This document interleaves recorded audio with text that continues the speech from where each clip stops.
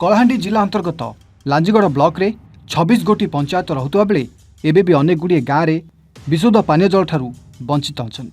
जहाद्वारा पानी बुंदाई पाई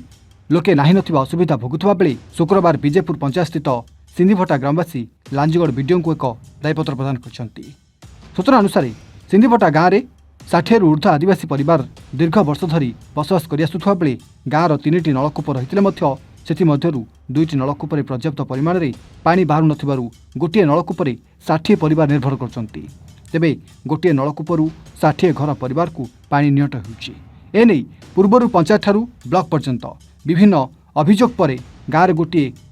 ପକ୍କା କୂଅ ଖୋଳାଯାଇଥିଲା କିନ୍ତୁ ସେଥିରେ ମଧ୍ୟ ପର୍ଯ୍ୟାପ୍ତ ପରିମାଣରେ ପାଣି ବାହାରି ନଥିଲା। ତେବେ ଉକ୍ତ ଗାଁରେ ବର୍ଷ ବର୍ଷ ଧରି ପାନୀୟ ଜଳ ସମସ୍ୟା ଲାଗି ରହିଛି। ପାନୀୟ ଜଳ ସମସ୍ୟାକୁ ନେଇ ଅସହ୍ୟ ହେବା ପରେ ପୁଣି ଥରେ सिंधीभटा ग्रामवासी एकत्रित होई हांडी डेक्ची गरा धरी लांजीगड़ विडीओ को साक्षात कर एक दायपत्र देवा सहित समस्या को उपस्थापन करने जो पर्यंत उक्त गाँव में वसुधा योजना माध्यम हो कि नलकूप माध्यम पानी जल समस्यार समाधान न होईछि से पर्यंत टैंकर जोगे पीवा पानी जोगाई दिया जाओ बोली लांजीगड़ विडीओ शशांक पात्र प्रतिक्रिया रखिछन्ति। सिंधीभटा लोक आसीथिले जेहेतु तांकर पानीर अभाव अच्छी से गोटे लिखित आकार में मत जनई जे केवल 60-70 घर अच्छा गोटे नलकूप चली जेहेतु से गाँव में मुझर RWSS असिस्टेंट इंजीनियर को डाकिली सी जे कहले जे से गाँव में आउ खरा दिने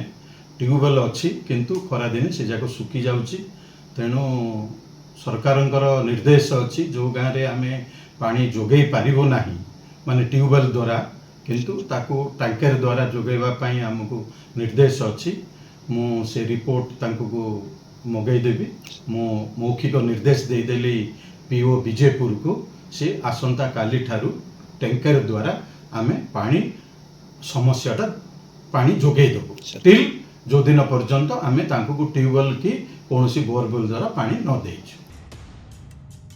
एने RWSS विभाग जंत्री जसवंत माझी कहते से गाँव पर आम सरकार को जनईचु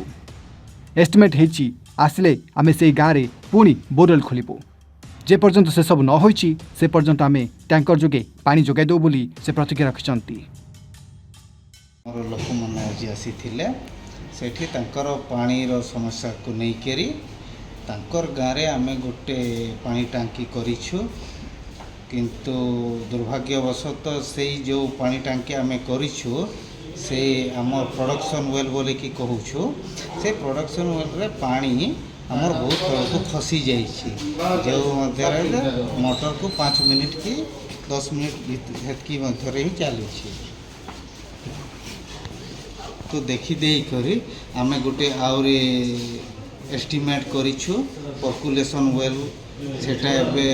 आमर बलांगीर जाइछि आमर सर्किल ऑफिस